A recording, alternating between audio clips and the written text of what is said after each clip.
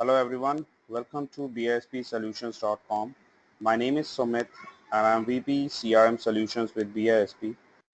Recently Salesforce Wave Analytics, they have released their new version and they have done a lot of changes in their look and feel and customizing application data transformation. So therefore this video helps you to understand what are the new upcomings, what are the new changes has been done by Wave Analytics with new releases.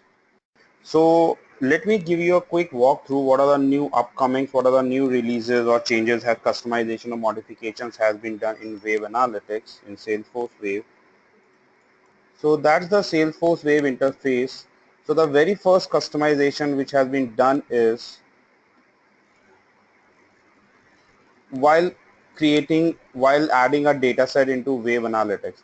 Previously when we used to add the data into used to add a new data set into Wave Analytics, it gives us multiple options. There are a lot of Wave Analytics partners which helps to load the data into Wave Analytics. But now when we click on data set, we only get three options. We can load data either from CSV file or by using Salesforce or by using Informatica Rep. So rest of the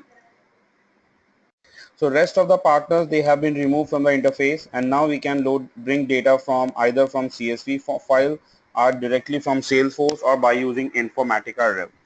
To know more about how to integrate data by using Informatica Rave into Wave Analytics, you can go through my previous video in which I have already explained, clearly mentioned how to bring data from Informatica Rave into Wave Analytics and to perform visualization on top of that.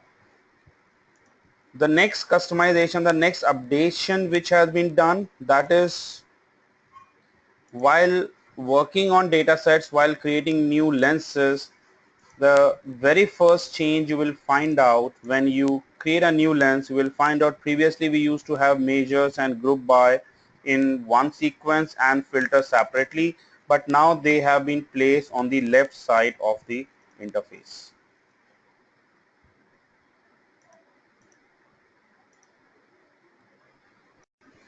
And the advantage of using this is we would be able to see all the measures. We can add all the measures as we used to did in previous customization, previous release, as well as we would be able to see all the groupings in a sequence, and it would be more easy to manage them.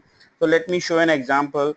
I would like to show sum of sales, and I would like to add grouping. So add a grouping. First I did grouping by region. Further, I add one more grouping by product category, and further I add one more grouping based by shipping mode. Now anytime if I want to change the grouping, it's pretty easy. I simply click on this drop option and say move up.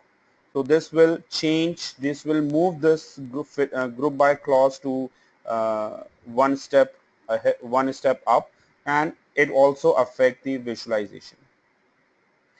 And filter, if you want to apply some filters, so that filter is already there, so that's the same. So functionality is same, only their look and feel is different.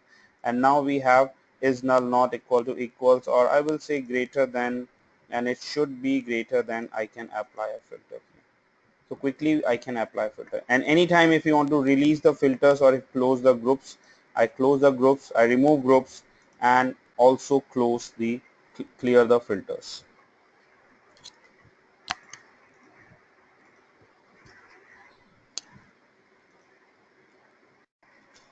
The next change which has been done, which I personally like it very much, that is we are getting three separate options, and we used to call them, so this is chart mode, which is the default mode.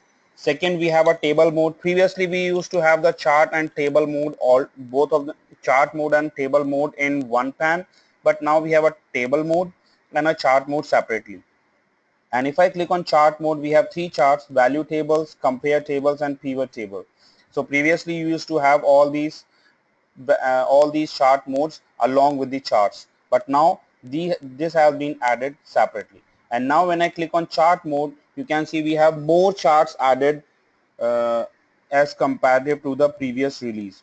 So we used to have some new charts added like matrix reader and stacked pyramid and calendar heat map. So these are some new charts added which was not available previously in the old release. So we used to have this chart but only while we are creating dashboards, but now they have been added in within lenses as well. So let's suppose I switch to column, and now I would like to see the SQL query for this. So one of the major change which has been which has been released in this new version is new releases, that is SAQL mode. So in SAQL mode, previously we need to select the SAQL mode from the option, and the customization was not allowed. We in previous release we won't be able to customize the SAQL mode during lenses from within lenses. That was possible only from dashboard, but now when we click on SAQL mode we would be able to customize the query. If I want to make some changes, we are allowed to do that. So let's suppose I'm customizing my query from here itself. So I simple write sum of, let's take an example, I write sum of sales multiply by 10 divided by 100 as text, and I run query, it will give us, so that's the text. You can see that's a calculated field. And when we click on chart mode, column chart, we would be able to see these are two separate measures. One is sum of sales, another is text.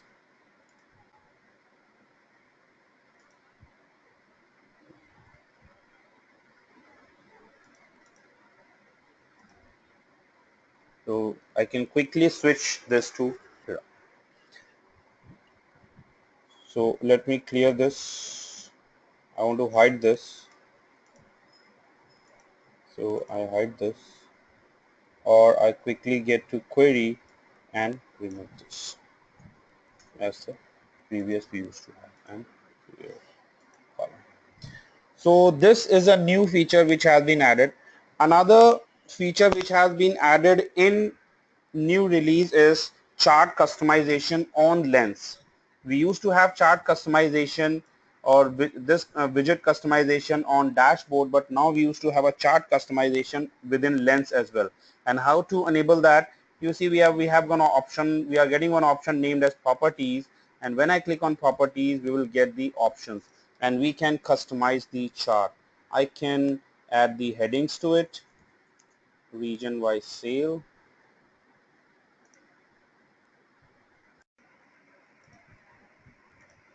So as you can see, I can add properties to it. So I say region wise sale, I can add subtitle. So this is the same functionality, this is the same feature which we used to have earlier on dashboard. Now, but now it is available within lenses as well. And if you want to add some more customization, we can do that. And finally, we can save the lens, or if you want to take it to the dashboard, we can click to designer. Rest of the features like history is still available as it is we used to have in the previous release, and we can share as well. We can share it post to feed, or we can download it as an image or in Excel format, or we can download the CSV format file. So now I can finally move it on to the dashboard. So I can click to designer, step label, and I can move it on to the dashboard. Let's say I'll say region wise sale, that's the name of the step. Click to designer, it creates a new dashboard, and I can quickly drag and drop this dashboard. So I quickly drag and drop this step, and it quickly creates a widget for us. The rest of the functionality is same like we used to have in dashboard. So in dashboard they haven't done much changes. Only thing is we have some pick initial selections and all. The rest of the things are same. So there are not much changes in dashboard, but the lenses they have made a lot of changes in lenses as well as while loading the data. Like sharing, that is same. We can download it as an image. So rest of the things are same. One more feature which has been recently added into Wave Analytics, which has been done, the changes which has been done in Wave is, and that major change is, so let's close the dashboard and lenses and we'll switch to the data manager. So in data manager, as you know that previously when we used to perform data transformation, so we need to customize JSON directly for data transformation. But now when we click on data sets and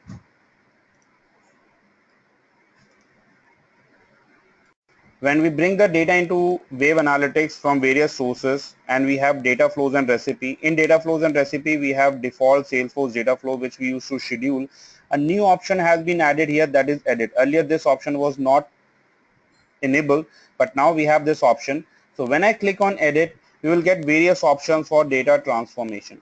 And as you can see here, a default transformation is already visible. That is, so basically what I have done in this one, I have created an augment data which would be bringing data from two different data sources, one from Salesforce, one from CSV file. If I want to add some customization or if I want to apply some filter, so we have the various options. We can drag and drop the filters. We need to give the name of that filter. So let's suppose I give range, continue, source field. So I would like to apply a filter on 104 on augmented data and the filter we want to apply. So we need to specify the filters and then we will have the output fields. So these are the output fields and we can apply filters on a specific data set. Anytime we can remove it, or if we want to, so these are the various transformations we have: SFDC digest, edgemart, append, if you want to append a new data set, or augment, compute expression. So first of all, let's have a look what data transformation this will be doing, because I have already, as you can see here, when I customize it, it is saying that it would be bringing data from two data sources. The left source is this, right source is this, and the right fields are coming industry name, phone and type, and it looks up a single value or multiple values operation. So looks for multiple values and click on save. So customization can be done like this. So what I will be doing, I'm going to add a new calculated column which will be associated with this sales data, because this data is coming from my Excel sheet CSV data set. So I click on compute expression. I'll give name as, let's say, text calculation. Click on continue. Source, I select source as 103 sales data. Merge with source. I add a field as text. It would be numeric. It's because this price is a field which exists in sales underscore data set. Multiply by 10 divided by 100. I fill up all the required details. Scale is 2, default value is 0. Click on save. We can get the output field, so it would be a text calculation computed expression, and save it, and you see an automatically association has been formed. Previously we need to do this by using JSON. If I want to download the JSON, we have an option for preview the JSON. We can preview the JSON and you can see a new transformation block has been added for compute expression. If you want to download JSON, we have an option to download JSON. Once we are done with the changes, once we are done with the transformation as required, a required transformation, I click on update data flow. It's uploaded successfully. Click on data manager, data flow view, and I start the process.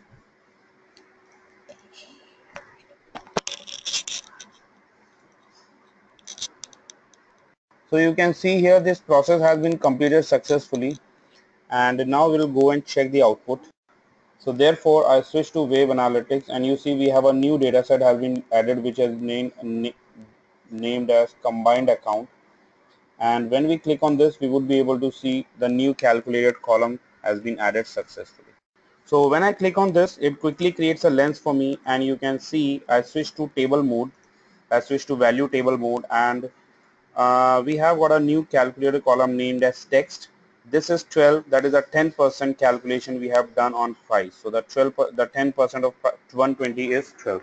So this is how we can quickly perform the data transformation Previously we need to customize the JSON, but now it is more easy. It's more in GUI mode, simply dragging and dropping, and it would be more comfortable for the developers to perform data transformation on data set which will be loaded from previous data sources. So these are some major customization has been done by Salesforce Wave Analytics with new update.